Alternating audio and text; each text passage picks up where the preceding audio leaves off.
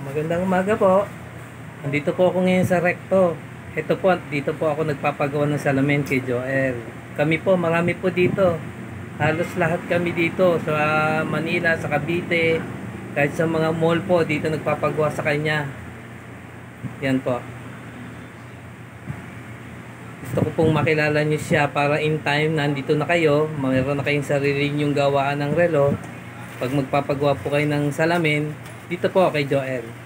Dito ako talaga ever since 35 years ko sa paggagawa ng relo. Sa kanila talaga, sa kanya talaga kami. Yan, antayan lang dito. Minsan pag natsyempohan nyo marami, talaga mag-aantay kayo. Kasi talagang siya ang kilala dito eh. Yan po. Tignan na, pakita ko sa inyo ha, paano yung pagte-technique niya sa paggagawa. Yan. Panoorin nyo po yan para pag talagang marami kayong tanggap ng mga salamin sa mga pwesto nyo. Yan, kay Joel po. Tanong nyo lang po dito sa may Recto, Santa Cruz. Tanong nyo lang po kung saan yung pwesto ni Joel pag magpapagawa na kayo ng mga salamin. Kahit carve po, kahit mga plastic lang kung talagang hindi nyo kaya, kahit mga square na naka-carve, mga bilog na naka-carve, mga rectangle po na naka-carve. Yan po, special po siya dito. Magaling po siya doon sa mga cutting ng mga salamin. Bihasa na po siya dito sa Recto na to. Kaya pagka kami may tanggap sa mga pwesto namin, yan po, sa kanya po kami nagdadala talaga. Kasi pagka naibigay na namin sa customer namin yung tanggap naming salamin, nagawa na ni Joel, tuwa-tuwa po sila kasi yung korte ng salamin na gusto namin, gusto ng customer namin, yan, nakakating niya po ng maganda. Bihasa po siya dito sa pagkakating. Tinan niya kamay niya ha, panarin niya. Yan.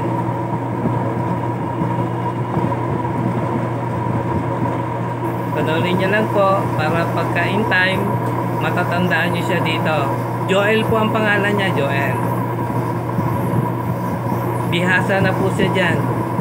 Kahit po mga divers yung relo, yung makakapal, walang problema po yan sa kanya. Talagang iwanan nyo sa kanya. Pag kilala na po niya kayo, iwanan niya lang po. Tapos iikot kayo na sa may Santa Cruz, maghanap kayo ng mga kailangan nyo pang mga kailangan nyong gawin dito. Iwan nyo lang sa kanya.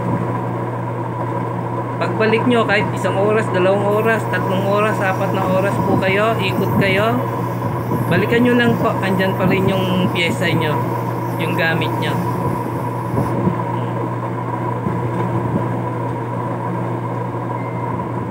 Panorin nyo lang po ah.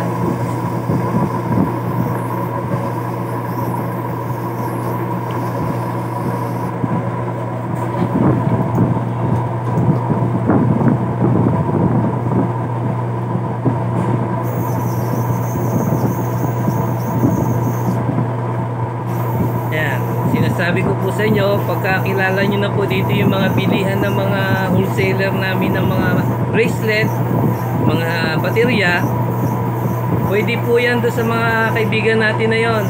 I-gcash nyo lang po, tapos ipapadala nyo sa kanila yung mga paggagawa nyo salamin. Yun, sila na po ang magdadala dito kay Joel. Dito rin po nila dinadala.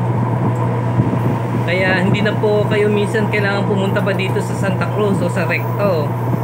Papadala nyo lang po sa wholesaler natin ng mga baterya dyan sa may Republic Market. Dadali na dito kay Joel po yan. Tapos ipapadala na lang ng kuha na natin ng mga bracelet dyan sa may Republic Market.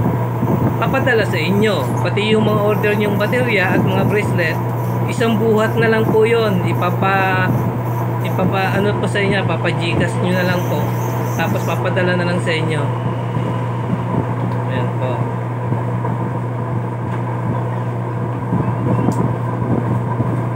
Talagang very proud po ako dito kasi mga customer ko natutuwa pagka nagagawa yung mga gusto nilang korte ng salamin na kailangan nila.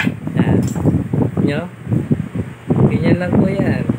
Nyo, nakatayo lang siya ganyan. Kala lang natin mahirap pero sa kanya po yan. Easy lang po. Yan. nyo, ang ginagawa niya ngayon, no? Kapal-kapal na salamin, no?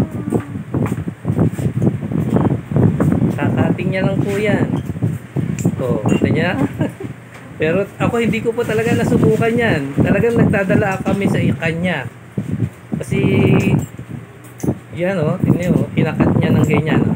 Makapal po yan. Pang mga divers po na salamin yan, makakapal, o. Pero, panorin nyo lang po, ha. Yan. Basta pagka marunong na po kayo magawa ng relo, may tanggap kayo ng salamin, hanapin niya lang po dito. Joel po pangalan niya, Joel. Tuturo na po sa inyo kasi parang magkakaibigan lang kami dito, magkakapatid lang po pag matagal na kayo dito. Kwento-kwentuhan lang po habang naghihintay.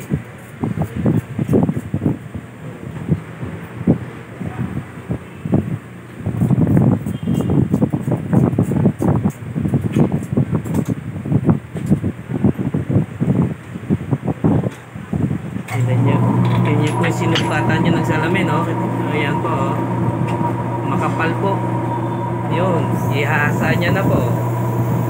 Ilang minuto niya lang po. Wala, isang minuto lang yata niya kinat yung makapal na yun, oh. Tingnan nyo. Kinukortihan niya naman po ng pabilog.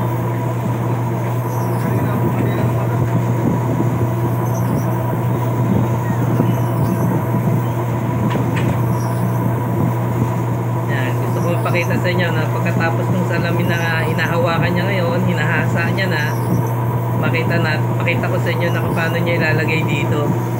Yan.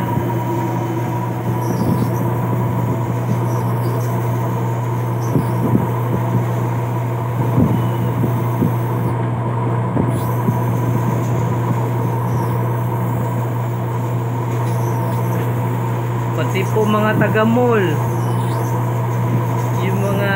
sasabing o-orderin pa. Dito lang po, hindi na kayo lalayo pa.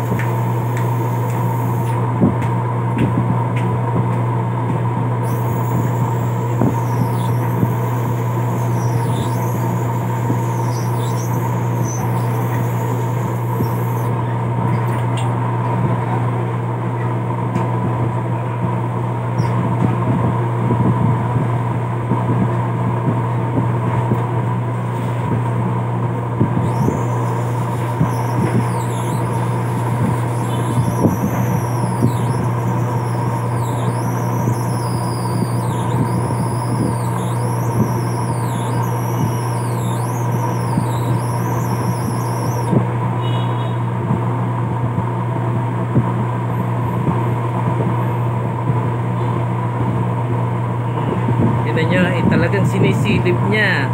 Yan ang maganda sa kanya. Matutuwa tayo, matutuwa ang customer natin.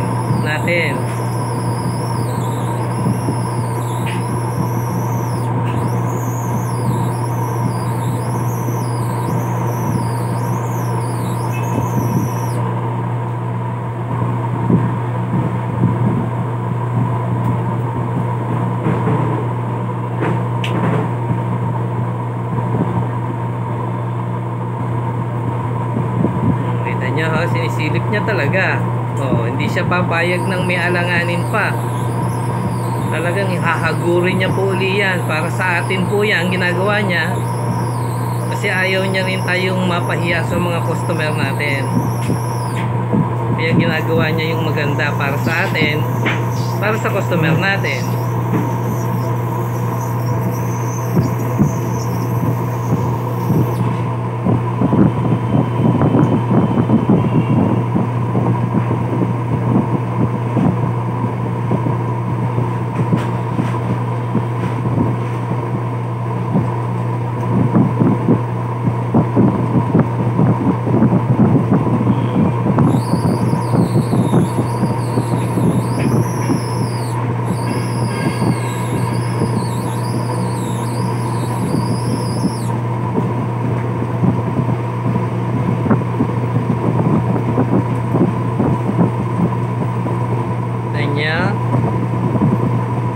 Kaya dito po kami bumabalik sa kanya.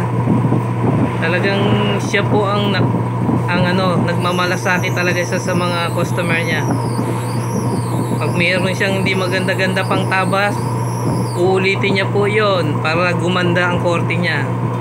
Yan, kanya punas, hasa, punas, hasa, sukat. Yan, kanya po ha. Meron pang konti.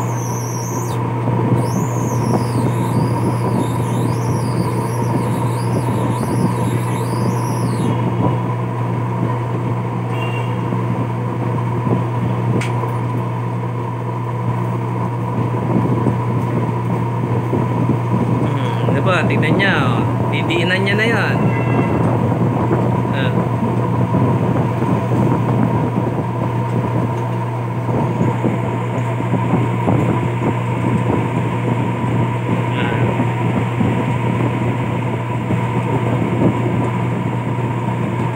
Pwede dyan. Ayan na po yung ginawa niyang salamin. Ayan po. Tapos na po siya. Ang kapal po niyan kanina, pero kita nyo, oh, pantay na siya. Ayan po yung dati niya, yung niya. Kita nyo po. Basta may pwesto na kayo o nagagawa na po kayo, nag-start na kayo, dito lang po. Tandaan nyo lang po, tanungin nyo lang po pwesto ni Joel. Talagang po almost 35 years ko po dito. Sa kanya po talagang bihasa na namin, sanay na kami. Thank you po. Sige po, sana mag-start na po kayo. God bless po.